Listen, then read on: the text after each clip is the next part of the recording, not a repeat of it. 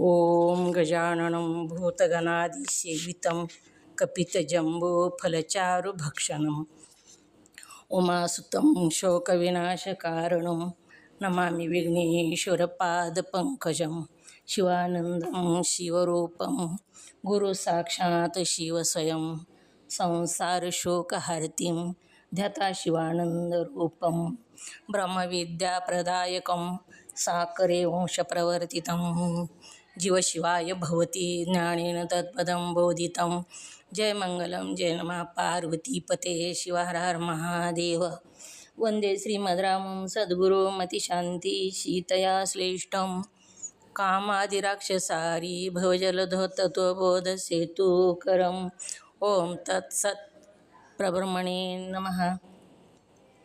संत शिरोमणी मन्मथ स्वामी महाराज की जय। सद्गुरु सिद्धारूढ स्वामींच्या चरणी वंदन करून श्रोत्रिय ब्रह्मनिष्ठ सद्गुरू शिवानंद स्वामी परभणीकर माझ्या हृदयामध्ये स्थापित करून सद्गुरू पंडित पितांबरजींना वंदन करून जगद्गुरू शंकराचार्यांना वंदन करून जगद्गुरू पंचाचार्यांना वंदन करून त्रिकाल वंदनीय गुरुमाऊली लिंगायक्य गुरु महालिंगेश्वर शिवाचार्य महाराज यांच्याही चरणी अनंत कोटी प्रणिपात करून श्रोत्रिय ब्रह्मनिष्ठ सद्गुरू महादेव कुंभार अप्पाजी यांच्या चरणी शिरसाष्टांग प्रणिपात करून तुम्हा सर्व मुमुक्षु साधकांच्या चरणी विनम्र अभिवादन करून पंचीकरण ग्रंथामध्ये प्रवेश होऊया। पान नंबर 200 चौपाई। देहणे माते प्रारब्ध कर्म हुम पोते अभोक्त परब्रह्म यम जे जाणी अनुभवयुक्त तेने कहिये जीवन मुक्त। चौपाई सांगितलेली आहे संचित, क्रियामान आणि प्रारब्ध असे 3 प्रकारचे कर्म आहेत। किती प्रकारचे कर्म आहेत? 3 प्रकारचे, संचित, क्रियामान आणि प्रारब्ध। संचित कर्म कशाला म्हणावं? मुद्रिकाताई महाजन बोला। संचित कर्म कशाला म्हणावं? काय केला? संचित कर्म कशाला म्हणावं? सांगू का ताई? थांबा थांबा थांबा बोलायला तर थांबा मीनाताई थांबा बोला। पूर्वजन्मामध्ये साठलेले संचित असते त्याला कर्म म्हणते। ओम नमः शिवाय। म्यूट करा हां बोला मीनाताई। संचित कर्म कशाला म्हणावे? अनेक जन्मात केलेले जे पुण्य पापादी कर्म ते भोगल्या गेल्यावर संस्कार रूपाने अज्ञानासह सूक्ष्म शरीरात राहिलेले असते त्या संचित कर्म असे म्हणतात। ओम नमः शिवाय। नंदा काकी क्रियामान कर्म कशाला म्हणावे? क्रियामान कर्म कशाला म्हणावे? ओम नमः शिवाय। चालू असलेल्या देहाकडून काही नित्य नैमित्तिक कर्म घडत असते त्यास क्रियमान कर्म असे म्हणावे। प्रारब्ध कर्म कशाला म्हणावे? म्यूट करा नंदा काकी। हँड रेस करा कोणाला सांगायचे ती। प्रारब्ध कर्म कशाला म्हणावे?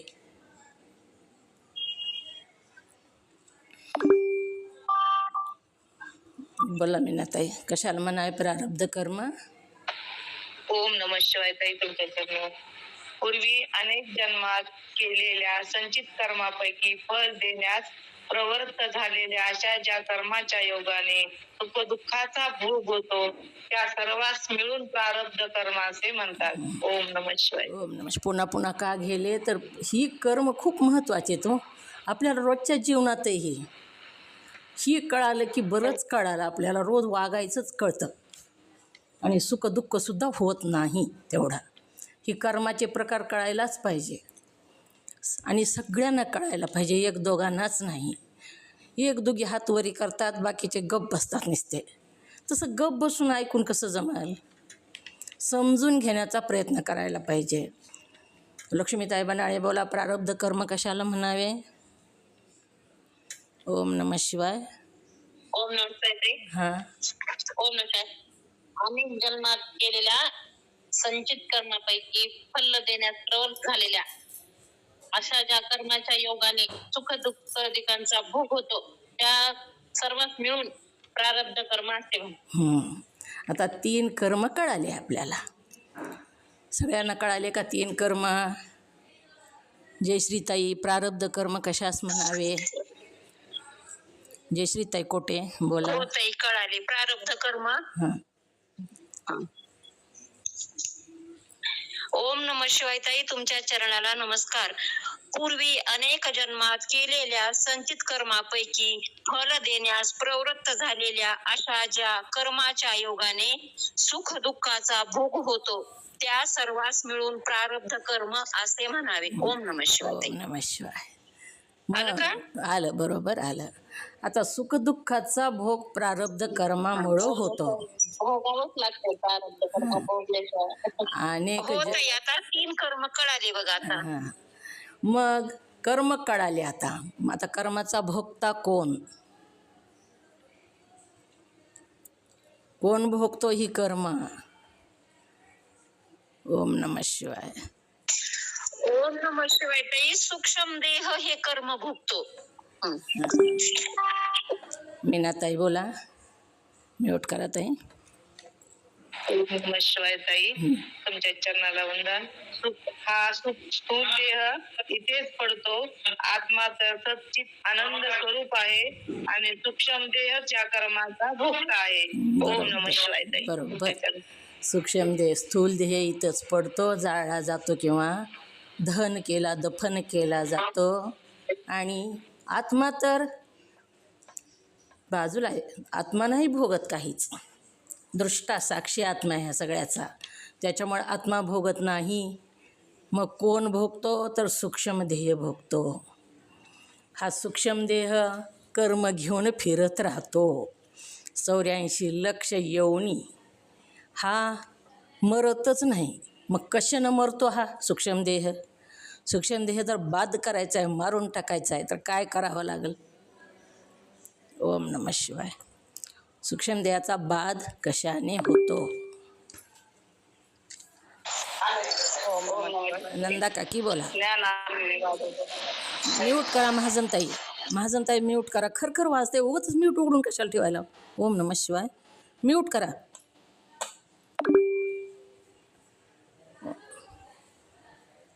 ओम नमः शिवाय. असं मधातच व्यत्यय येतो बघा उगाचच. तर कशाने ह्या जी कर्म जी आहेत, क्रियामान कर्म आणि संचित कर्म, तर ही कर्म कशाने नाश होतात किंवा सूक्ष्म देहाचा नाश कशाने होतो? ओम नमः शिवाय. नंदा काकी बोला.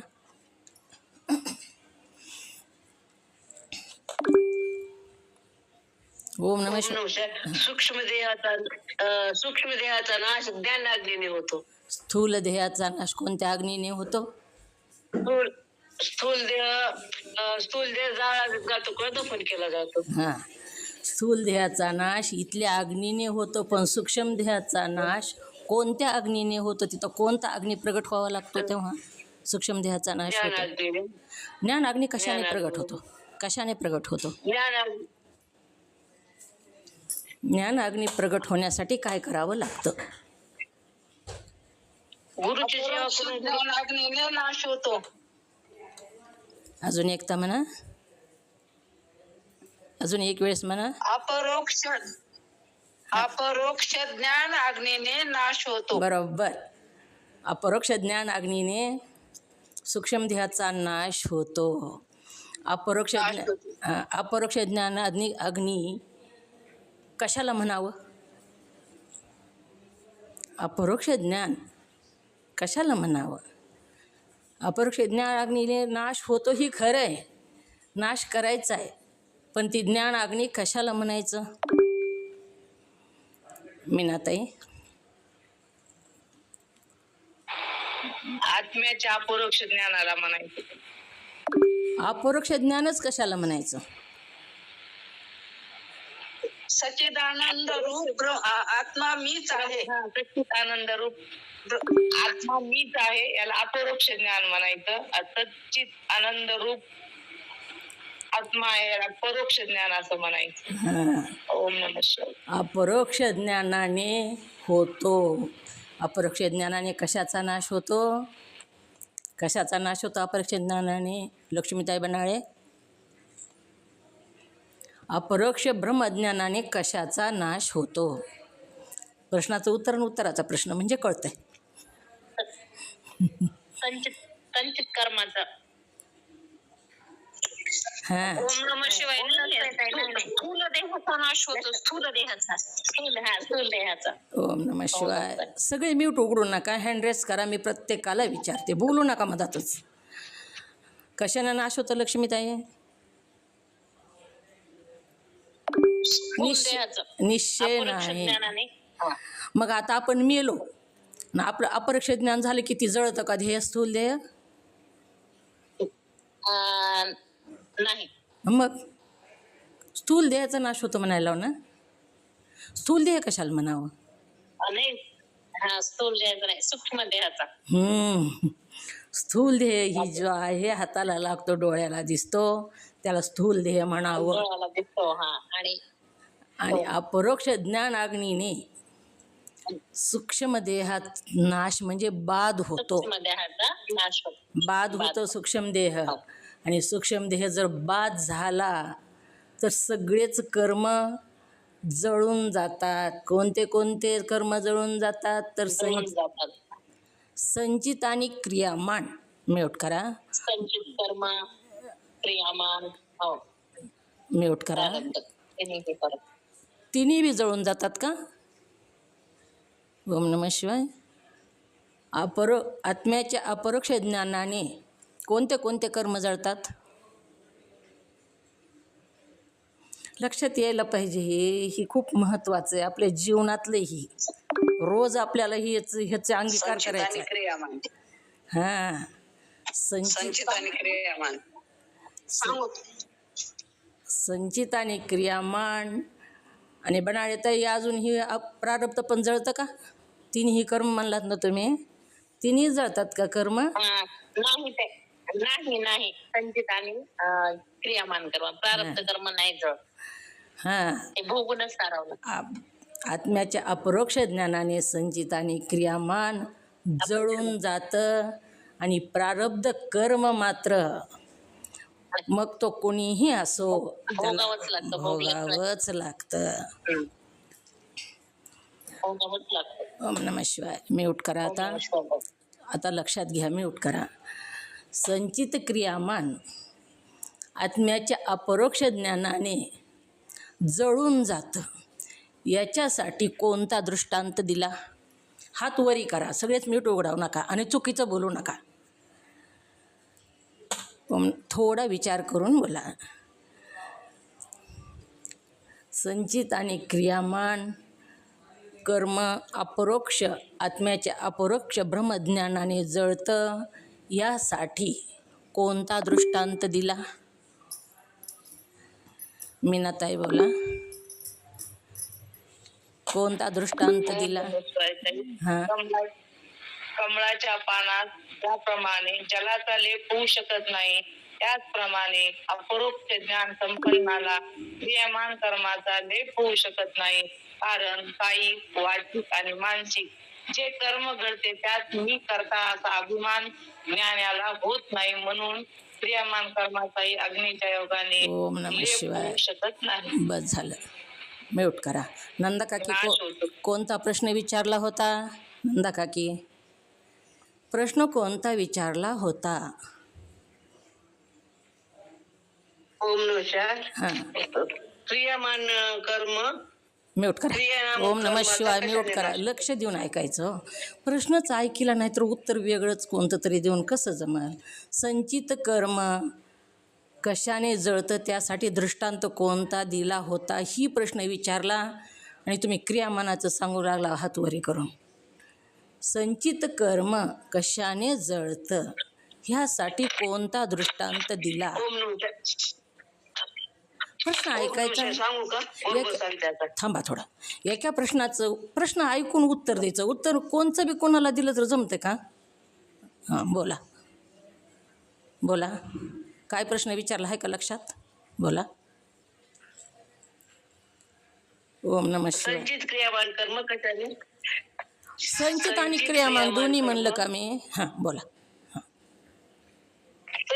संचित कर्म कशाने नाश होतो? संचित कर्माचा हां ओम हा ओम नमः शिवाय. अपरोक्ष ज्ञानाने संचित म्यूट करा. कर्माचा म्यूट करा तुम्ही. नाही ओम नमः शिवाय. म्यूट करा तुम्ही. सुनीता काय प्रश्न विचारला? प्रश्न काय विचारला? प्रश्न लक्षात आधी. हां संचित कर्माचा नाश कशाने होतो याला कोणता दृष्टांत दिला? हां संचित कर्माचा गडबडीनं हातवरी करायचं आणि काय बी बोलायचं तसं आधी विचार करायचा, नीट ऐकायचं लक्ष देऊन, लक्षाच्या ठिकाणी लक्ष ठेवायचं आणि बरोबर उत्तर द्यायचं. स्थिरानं गडबड कुठंच जायचं नाही आपल्याला. आपल्याला समजून घ्यायचं आहे. मग कोणता दृष्टांत दिला सुनीता? ओम नमः शिवाय. हां कमळाच्या पानास प्रश्न. ज्याप्रमाणे ओम नमः शिवाय. जलाचा प्रश्न. लेप ओम होऊ नमः शकत शिवाय. प्रश्न कोणता आहे? प्रश्न कोणता आहे? प्रश्न सांगा आधी म्हणजे लक्षात येतं उत्तर. डबल सांग प्रश्न कोणता आहे? ओम नमः शिवाय. संचित कर्माचा कशाने नाश होतो याला कोणता दृष्टांत दिला? संचित कर्म म्हणले मी. संचित कर्म. संचित कर्माचा हां हो संचित कर्म. त्याला दृष्टांत कोणता दिला? जयश्रीताई हात वरी केलाय बोला. कमळाच्या पानाचा नाही का? ओम नमः शिवाय. जयश्रीताई कमळाचं पान जळतं का? ओम नमः शिवाय ताई. हां. मुंज नावाच्या गवताच्या दांड्यात असलेल्या तूल कापूस अग्नीत टाकला असता एकदम जळून जातो. त्याचप्रमाणे ज्ञानसंपन्न पुरुषाची संचित आणि क्रियामान कर्मे तशी जळून जातात. ओम नमः. बरोबर. कमळाचं पान जळतंय का? कमळाचं पान जळतं का? कमळाचं पानासाठी क्रियामान कर्माचा लेप लागत नाही. कसा लेप लागत नाही?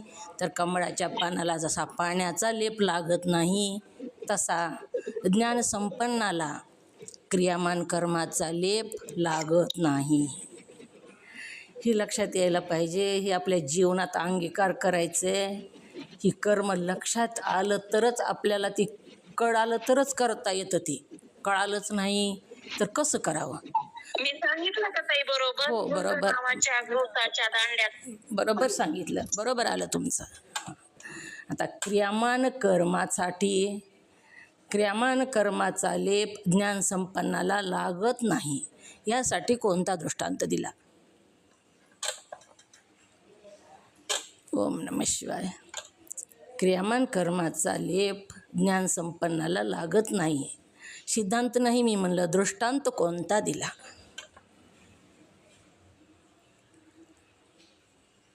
कमळाच्या पानाचा दृष्टांत दिलेला आहे. कमळाचं पान कसं असतं? कमळ पाण्यामध्ये असतं आणि पाण्यामध्ये नित्य पाण्यामध्ये ती सारखं तरीसुद्धा पाण्याचा लेप त्याला लागत नाही.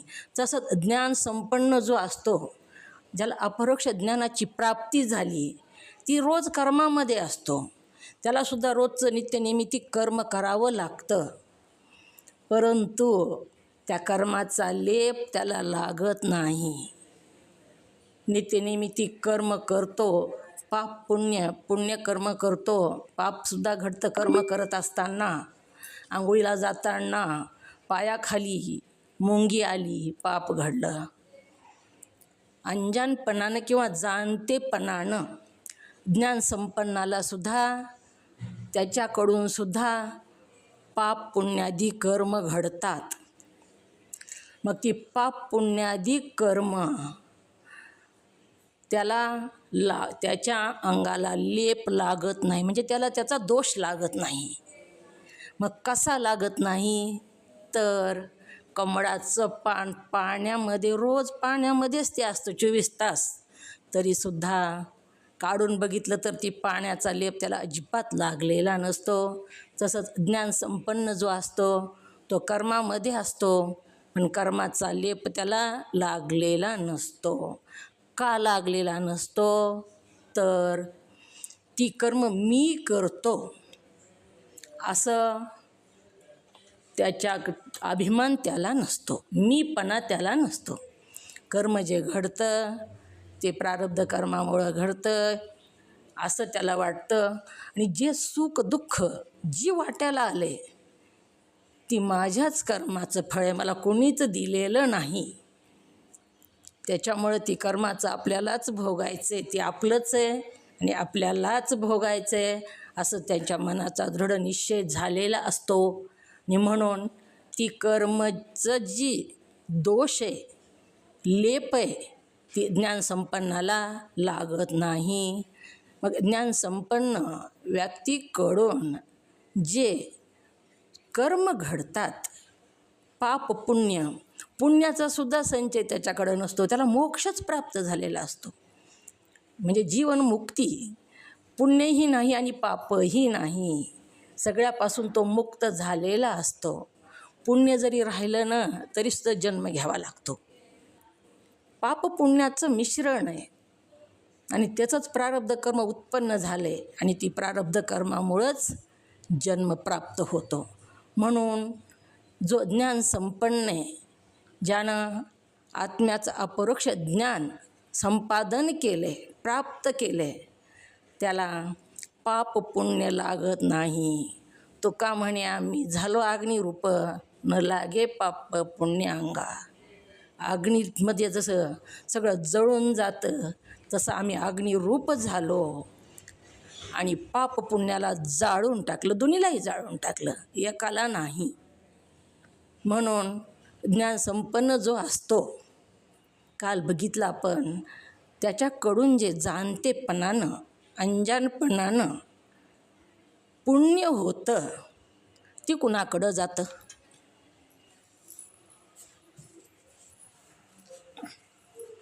त्याच्या तर अंगाला पाप पुण्य लागत नाही, मग पुण्य कुणाकडं जातं? ओम नमः शिवाय. ज्ञानसंपन्न व्यक्ती जो पुण्य करतो ते पुण्य कुठं जातं? ते पुण्य हँडरेस करा. मंगेताई बोला. ओम नमः शिवाय. ओम ओम नमः शिवाय. ओम नमः शिवाय. बोला की. ज्ञानी संतांची स्तुती, आवाज ना, बोला. संतांची स्तुती करतात, जे संतांची स्तुती करतात, त्यांचे गुणगान गातात, त्यांच्याकडे त्यांचे पुण्य जातं. आणि पाप कुणाकडं जातं? जे निंदा करतात, नाव ठेवतात, त्यांच्याकडे पाप जातं. हां, म्हणून साधू संतांची सेवा करावी, साधू संतांची स्तुती करावी. आणि किती पुण्य करतात, आपल्याला होत नाही तेवढं पुण्य करणं, त्यांचं पुण्य घ्यावं आपण. मग ते पुण्य कोण घेतं तर साधू संतांची जी आशा, अपरोक्ष ज्ञान संपन्न साधूची जी सेवा करतात त्याच्याकडं त्याचं पुण्य जातं, जी निंदा करतात त्याच्याकडं त्याचं पाप जातं.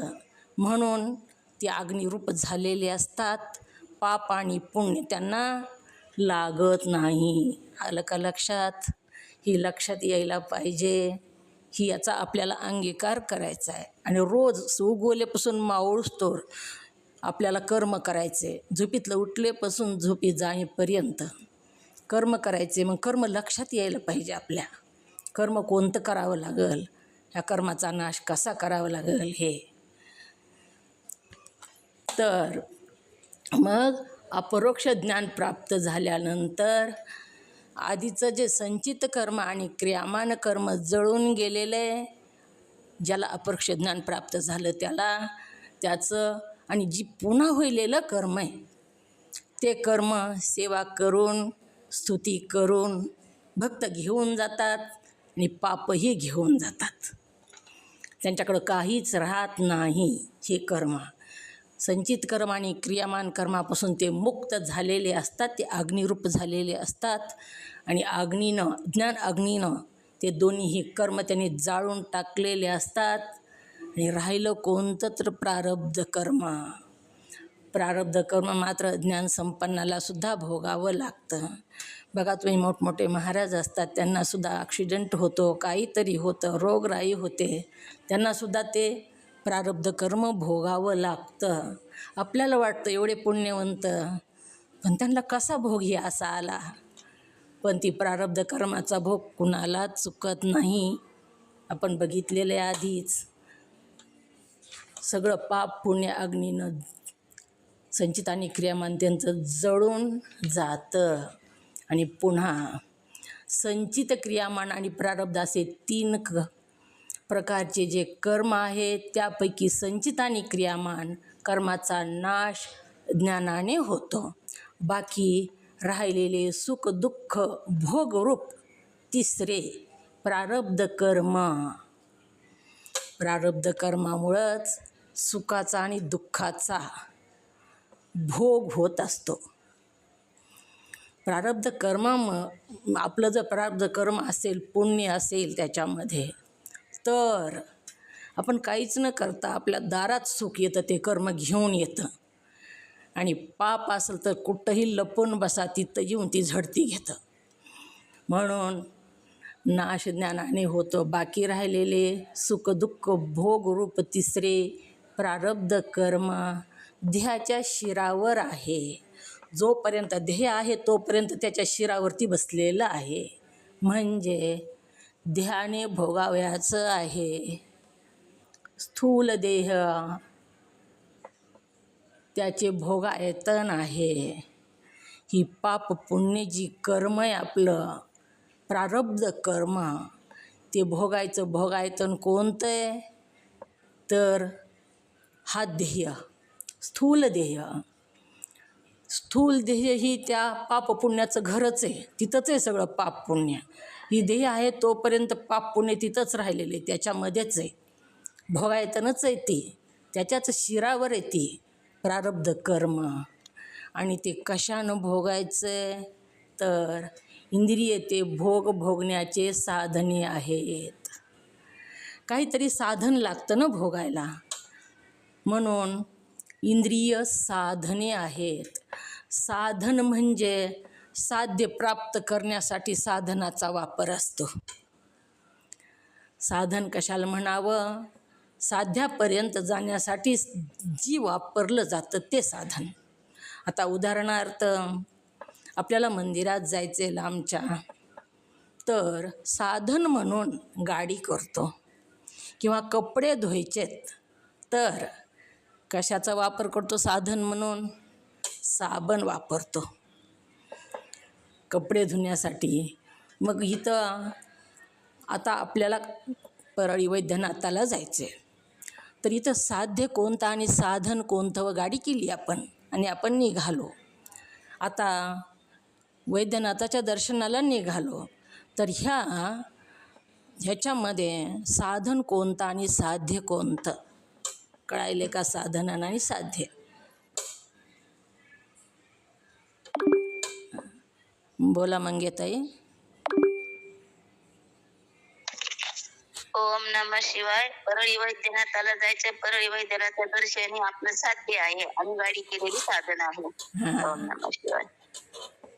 तसंच इथं मग आपल्याला ही सुख दुःख भोगायचे तर कशानं भोगावं लागतं तर साधन. कोण आहे साधन तर इंद्रिय साधन आहे.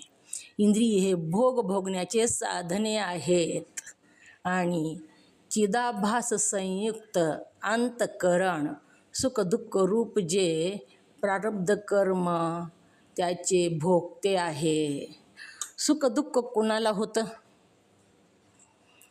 सुखदुःख कोण भोगतं? अंतःकरण ताई. ओम नमः शिवाय. सुखदुःख अंतःकरण भोगतं. साधन इंद्रिय आहेत, पण इंद्रियाला जरी सुखदुःख, इंद्रियाला जरी काही जखम झाली, लागलं, तरी सुद्धा सुखदुःख कुणाला होतं? तर अंतःकरणाला होतं. ती अंतःकरणाचीच वृत्ती आहे सुखदुःख. म्हणून सुखदुःख जे प्रारब्धाचे भोगते आहे, प्रारब्ध कर्म भोगले गेल्यापासून निवृत्त होऊ शकतच नाही. देहाच्या शिरावर आहे प्रारब्ध कर्म, देहाच्या शिरावर आहे. तर किती औषधक सांगितले? तर ज्ञानाने, क्रियामनाश ज्ञानाने होत नाही. राहिलेले सुखदुःख भोगरूप तिसरे प्रारब्ध कर्म देहाच्या शिरावर आहे. प्रारब्ध कर्म नंबर 1 देहाच्या शिरावर आहे. नंबर 2 देहाने भोगावयाचे आहे.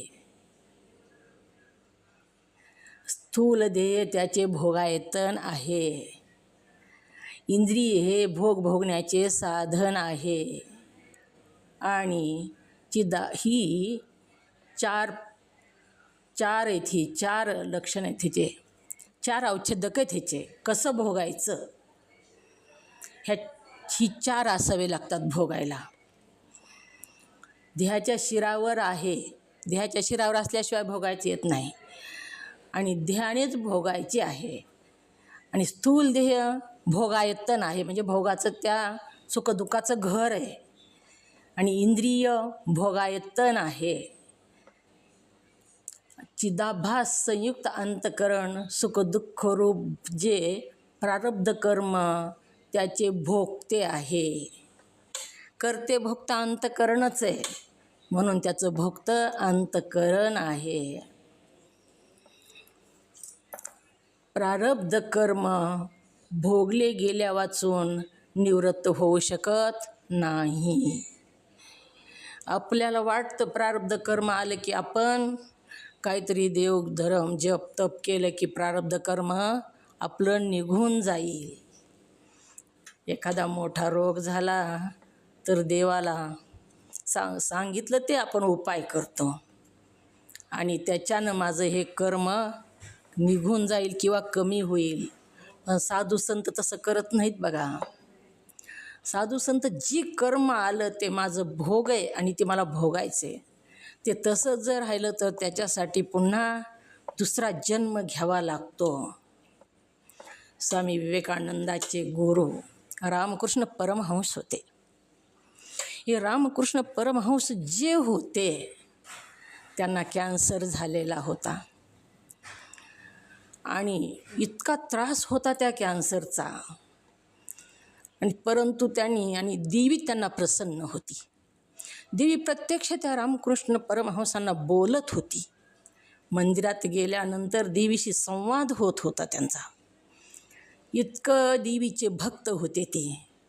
आणि त्यांचे जे शिष्य होते त्यांचा त्रास खूप व्हायचा त्यांना. तेव्हा शिष्य म्हणू लागले, गुरुदेव देवीला तुम्ही ही जी तुम्हाला त्रास आहे ती कमी होण्यासाठी मागणं मागा. तेव्हा कृष्ण परमहंस जी होते ते काहीच बोलले नाहीत. अनेक शिष्याने अनेकदा तुमचा ही त्रास आम्हाला बघवत नाही आणि तुम्ही देवीला आमच्यासाठी तरी मागणं मागा. तेव्हा रामकृष्ण परमहंस मंदिरात गेलेले देवीच्या आणि मंदिरात गेले. देवी समोर दिसली. समोर दिसल्यावर त्यांचं सगळंच विसरून गेलं. कशाला आलतो, मागणं कोणतं मागायचं होतं, काहीच नाही. एवढा आनंद झाला, सगळंच विसरून गेलं. आणि जेव्हा त्यांचा भोग संपला, देवीने विचारलेले काय पाहिजे तुला, तरीसुद्धा त्याने काहीच मागितलं नाही. त्यांची प्रवृत्ती मागण्याची झाली नाही. तिथं त्यांना वाटलं ही जर भोग आता मी देवीच्या कृपेनं ह्याच्यापासून दूर पळून जाऊ तर पुन्हा जन्म घेऊन मला ते भोग भोगावा लागेल. म्हणून त्यांनी ते देवीला मागणं मागितलेलंच नाही. 2 वेळेस गेले. ज्यावेळेस 3ऱ्या वेळेस शिष्याने जबरदस्तीनं चला देवीच्या मंदिरात तुम्ही म्हणून आणलेलं आहे. मंदिरात गेले. देवी प्रगट झालेली आहे. आणि कशासाठी आलास बाळा विचारलेलं आहे. तेव्हा रामकृष्ण परमहंस म्हणले, आईजवळ असल्यानंतर काय पाहिजे तुला, कशासाठी आलास, काय पाहिजे म्हणल्यानंतर रामकृष्ण परमहंस म्हणले, आई तू समोर असल्यानंतर काय कमी आहे मला. आणि देवीनं मांडीवर घेतलं आणि ध्या सगट रामकृष्ण परमहंसाचं देवीमध्ये विलीन झालेले आहेत. आणि ते क्रियासुद्धा झालेली नाही त्यांची. असे साधू संत असतात, काहीच मागणं मागत नाहीत. आणि जो मागतो त्याला ईश्वर देत नाही, जी मागत नाही त्याला कमी पडू देत नाही. असा सुद्धा त्याचा नियम आहे. म्हणून प्रारब्ध कर्म जे आहे ते भोगून सारायचे असं शास्त्राचेही वचन आहे. शास्त्रानं सुद्धा असंच सांगितलेलं आहे. आपल्या वाट्याला जर दुःख आलं तर कुणीच दिलं असं म्हणायचंच नाही, देतच नाही ते दुःख कोणी. कोण देतं तर आपलंच प्रारब्ध कर्म देतं. आपल्या प्रारब्ध कर्मानं त्याला हाती धरलेलं असतं आणि ते दुःख देतो. म्हणून ज्ञानाचा अथवा अज्ञानाचा इथं काय आले, हाद आले का उत्पन्न होतो देह. इथं देह उत्पन्न होतो. ओम नमः शिवाय ग्रंथ आहे का समोर. ज्ञानाचा अथवा अज्ञानाचा काय तिथं शब्द, हां देह करा तिथं, हाद नाही. हाद कसं उत्पन्न होईल, देह उत्पन्न होतो. देह ज्ञानाचा अथवा अज्ञानाचा देह उत्पन्न होतो. तो भोग अवश्य देणाऱ्या प्रारब्ध कर्माच्या योगानेच होतो. बघा, जो देह उत्पन्न झालेला आहे मग ते कुणाचा बी असो, ज्ञानाचा असो नाही तर अज्ञानाचा असो. ज्ञानसुद्धा आपल्याला प्राप्त कशामुळे होऊ लागलेलं आहे तर पुण्याईमुळंच. पुण्य जर नसेल तर हिऱ्याच्या, जर आपल्यापाशी पैसाच नाही तर हिऱ्याच्या दुकानात जाऊन हिरा घेताच येत नाही. तसं पुण्याचा संचय नसेल तर ह्या हिऱ्याच्या दुकानात येता येत नाही आणि तो येऊही शकत नाही, त्याची वृत्ती होत नाही.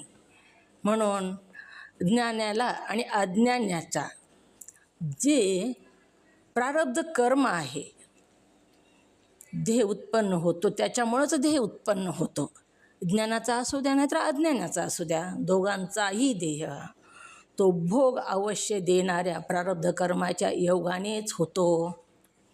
कोणता जरी देह उत्पन्न झालेला असला तरी तो देह त्याच्या प्रारब्ध कर्मानेच उत्पन्न झालेला आहे.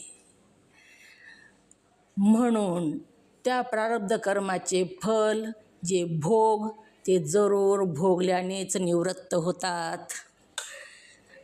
असं जर आपण म्हणलो तर देवावर दोष ठेवू का हो. हे माझंच कर्म आहे असं जर आपल्याला कळालं तर देवानं माझं असं का केलं असं म्हणू का.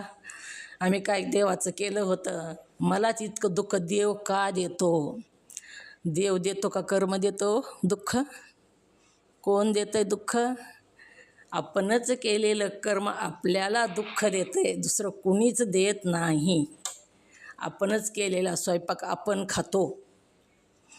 आपण डबे घेऊन गेलो, शेजारीनं पुरणपोळी करून आणली आणि आपण साधी भाजी भाकरी करून नेली तर आपल्याला तृप्ती होईपर्यंत थोडंसं मिळेल त्याचं, पण तृप्ती होईपर्यंत काय खावं लागेल, जी नेलं तेच खावं लागेल ना, का दुसऱ्याने घेतलं ते. म्हणून आपल्याच कर्माचा भोग आपणच भोगतो. कुणीच आपल्याला दुःख देत नाही, सुख देत नाही. आणि देव तर नाहीच नाही. देव मोकळा नाही तुम्हाला सुख दुःख देत बसायला. कृपाळू आहे तो देव. 1 पाऊल त्याच्याकडं पडला तर 100 पाऊल त्याच्या आपल्याकडं पडतात. म्हणून ईश्वराला दोष देणारा महापापी असतो बघा, साधा पापी नाही. आपल्याच कर्माचं भोग आपण भोगतो आणि दुसऱ्यावर लुटून देतो. अशा प्रकारे आपल्या कर्माचा भोग आपल्याला भोगावा लागतो. यद्यपि ज्ञानी देहाची व त्याच्या भोगाची अपेक्षा करीत नाही. अपरोक्ष ज्ञान ज्यानं प्राप्त झालेले ज्याला, ती त्या कर्माची अपेक्षाच करीत नाही. कोणत्याच सुखाच्या भोगाची पण अपेक्षा करीत नाही, दुःखाच्या भोगाची पण अपेक्षा करीत नाही. ती वेड्यासारखा राहतो. जी कर्म येईल ती तो भोगतो. आणि असे जी ज्ञानसंपन्न लोक असतात त्यालाच जी संसारी असतात ती वेड म्हणतात. म्हणूनच मनमत वेडा झालो हा अभंग लिहिलेला आहे. अशाला वेड समजतात ज्ञानसंपन्नाला. भोगाची अपेक्षा करीत नाही, कोणत्याच भोगाची करीत नाही, सुखाची नाही, दुःखाची नाही. त्याचं अपरोक्ष ज्ञान प्राप्त झालेलं असतं. ही देह माझा नाही. काय तो सजातीय प्रवाहामध्ये सारखा असतो. सजातीय प्रवाह म्हणजे काय तर मी कोण आहे ह्याचा विचार असतो त्याला. मी कोण आहे? ही देह मी आहे, काही देह इंद्रिय मी आहे, स्त्री मी आहे का पुरुष मी आहे? ही नाही. स्त्री मी नाही, पुरुष मी नाही, देह मी नाही, ब्राह्मण वैश्य क्षत्रिय शूद्र ही मी नाही. ही काहीच मी नाही. शरीरावरचे अवयवसुद्धा माझे नाहीत, तीसुद्धा मी नाही. आपण जी म्हणतो ना डोळे माझे, पण त्याची निर्मिती कशी झाली ते आपल्याला माहीत नाही. डोळे कसे बघतात, कुणाच्या सत्तेनं बघतात. साधू संत कसे बोलतात बघा तुम्ही. डोळ्याला विनंती करतात ते माझ्या शंकराचं रूप बघ म्हणून. पायाला विनंती करतात पायी यात्रा कर म्हणून. अशा प्रकारे ती माझे असं म्हणत नाहीत आणि ती मी नाही. असा अपरोक्ष ज्ञान ज्याला प्राप्त झालं त्याचा निर्धार झालेला असतो. म्हणून सुख दुःख जरी आलं तरी ही माझ्या प्रारब्धाचा भोग आहे असं ते म्हणतात आणि ते भोगतात. भोगाची अपेक्षा करीत नाहीत. सुख मला प्राप्त व्हावं अशी अपेक्षाही करीत नाहीत. दुःख का आलं आणि दुःख देवानं दिलं असं पण ते म्हणत नाहीत. तरी जोपर्यंत प्रारब्धाच्या भोगाचा वेग आहे तोपर्यंत ध्येयाच्या योगे सुखदुःखादी भोग ते अवश्य व्हावयाचे असतील. ते झाल्या वाचून टळणार नाहीत. प्रारब्धाचा भोग जी आहे ती जेवढा प्रारब्धाचा भोग आहे तेवढा त्यांना भोगावाच लागतो. एका ठिकाणी तर एके दिवशी सांगितलं बघा आप्पाजीच्या पाठामध्ये, एका माऊलीनं सांगितलं आमचे गुरु होते म्हणल्या आणि त्यांना जखम झालेली होती. जखमामध्ये आळी झालेली होती. त्या जखमामध्ये आळी झाल्यामुळं त्यांना इतका त्रास होऊ लागलेला होता आणि ती जखम धुऊ देत नव्हते आणि काहीच करू देत नव्हते. मग एके दिवशी झोपले असताना त्यांच्या एका शिष्यानं ती काढून टाकली आळी म्हणून. उठले आणि कुणी आळी काढून टाकली म्हणून विचारलं तर त्या शिष्यानं सांगितलं मी काढून टाकली. म्हणले किती त्रास व्हायला तुम्हाला त्या आळीचा?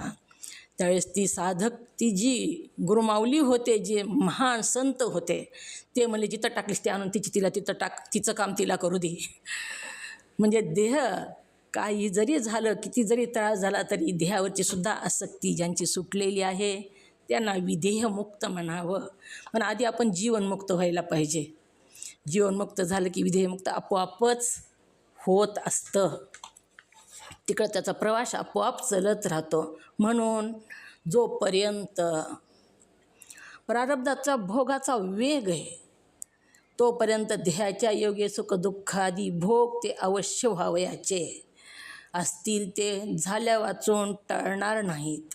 कारण त्याचे प्रारब्ध कर्म त्यास फळ द्यावयास प्रवृत्त होऊन चुकलेले असते. म्हणून फळ दिल्या वाचून ते निवृत्त म्हणून व्हावयाचे नाही. प्रारब्ध कर्म जी आहे ती भरपूर आहे आपलं प्रारब्ध कर्म. पण फळ देण्यासाठी काही कर्म तयार झालेलं असतं बघा, प्रवृत्त झालेलं असतं. सगळंच कर्म एकदमच फळ देत नाही, तर काही जी कर्म प्रवृत्त झालं तेवढंच कर्म फळ देतं. म्हणून आता तेवढंच कर्म म्हणजे कसं, आंबे उतरून आणले आपण, आंब्याचे दिवस आहेत आता, आणि आंब्याचे पोते उतरून आणले, पिकू घातले, तर सगळेच आंबे एकदाच पिकतात का हो? सगळे आंबे एकदाच पिकतात का? पिकत नाहीत. त्याच्यात नाही पिकत नाही. हां, किती पिकतात मग? थोडे थोडे पिकतात. थोडे थोडे जे पिकतात. पिकायला आले पाड लागले ते पिकते, ते थोडे पिकते नंतर. हां, थोडे थोडे पिकतात, सगळे एकदाच पिकत नाहीत. तसं कर्मसुद्धा सगळं एकदाच प्रवृत्त होत नाही, भरपूर असतं ते. पण भोग देण्यासाठी जी पिकलेली आंबे ती फळाला आली म्हणायचं, आणि तीच आपण घेतो आणि खातो. तसं आहे, जी प्रवृत्त झालेलं कर्म आहे ती आपल्याला भोग देतं. प्रवृत्त होऊन चुकलेली असते, म्हणून फळ देण्या वाचून ते निवृत्त म्हणून व्हावयाचे नाही. जे प्रवृत्त झालं कर्म फळ देण्यासाठी तेवढंच कर्म फळ देतं, आणि ते निवृत्त होतं. पुन्हा फळ दिलं की निवृत्त झालं. म्हणून ज्ञानसंपन्नाला काय वाटतं, येऊ जा पट दुःख येऊन ती कर्म निवृत्त व्हावं सगळं. जेवढं येते तेवढं दुःख यावं, नाही तर ती तसंच महाग ठेवलं तर कधी ना कधी येणारच आहे. ती बदला घेतल्याशिवाय राहणार नाही. आता जर आपण त्याला दाबून ठेवलं म्हणजे साधना केली, मला दुःख नको म्हणून, तर ती गेलं महागं थोडा, पण कधी येणार ती पुन्हा येणारच आहे. ती फक्त दबून बसलं आहे, ती कधी ना कधी येणारच आहे. अशा प्रकारे जी प्रारब्ध भोग आहे आणि जी आपल्याला फळ द्यायला प्रवृत्त झाले, त्याच्यामुळं आपल्याला सुखदुःखाचा भोग होतो. ती सुखदुःखाचा भोग दिल्या वाचून ती प्रारब्ध कर्म शांत होत नाही. ह्याच्यासाठी पुढे दृष्टांत दिलेला आहे. तो दृष्टांत आपण उद्याच्या भागात बघू. तो दृष्टांत पूर्ण होत नाही आता.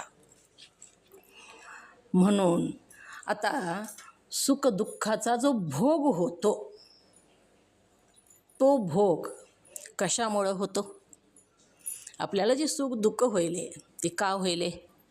ओम नमः शिवाय. आवाजच येत नाही बरोबर. सुख दुःख जी होईल ती का होईल? सगळ्यांनाच येत नाही का आवाज? येत नाही. आवाज येईना सगळ्यांनाच. ओम नमः शिवाय. अलकाताई आवाज यायलाय का? ओम नमः शिवाय. बाकीच्यांना यायलाय का आवाज? यायला कधीतरी अडकत आहे एखाद्या वेळेस. ओम नमः शिवाय. ही होऊन या, बाहेर जाऊन या लक्ष्मीताई. ओम नमः शिवाय. लेफ्ट होते. हां, बाहेर जाऊन पुन्हा जॉईन व्हा म्हणजे आवाज येतो. तर जी आपल्याला सुख दुःख होईल ती कशामुळं होईल? ओम नमः शिवाय. गुजरताई बोला बरं, कशामुळे होईल सुख दुःख? कालिंदाताई. ओम नमः शिवाय. ओम नमः शिवाय. हां, आपल्या कर्मामुळं. हां. ओम नमः शिवाय. ओम नमः. मंगलताई स्वामी, का होईल दुःख? खूप दुःख होईल हो. का होईल मंगलताई स्वामी? ओम नमः शिवाय. आपल्या प्रारब्ध कर्मामुळे. हां, प्रारब्ध कर्मामुळं नुसतं दुःखच होईल का? ओम नमः शिवाय. प्रारब्ध कर्मानं नुसतं दुःखच होतंय का? काय काय होतंय? ओम नाही, सुख पण दोन्ही पण होते. सुख पण होतं ना, सुख आहे दुःख आहे. सुख आणि दुःख प्रारब्ध कर्मामुळं होतं. आणि प्रारब्ध कर्म म्हणजे काय? मंगलताई स्वामी तुम्ही बोला. कळालं का प्रारब्ध कर्म कशाला म्हणायचं असतं? प्रारब्ध कर्म म्हणजे काय? ओम नमः शिवाय. न बोलणाऱ्याला कळायला पाहिजे. बोलणारे बोलतात रोजच, गप बसणारे गप बसतात. ओम नमः शिवाय. मुद्रिकाताई महाजन बोला. प्रारब्ध कर्म कशाला म्हणायचं?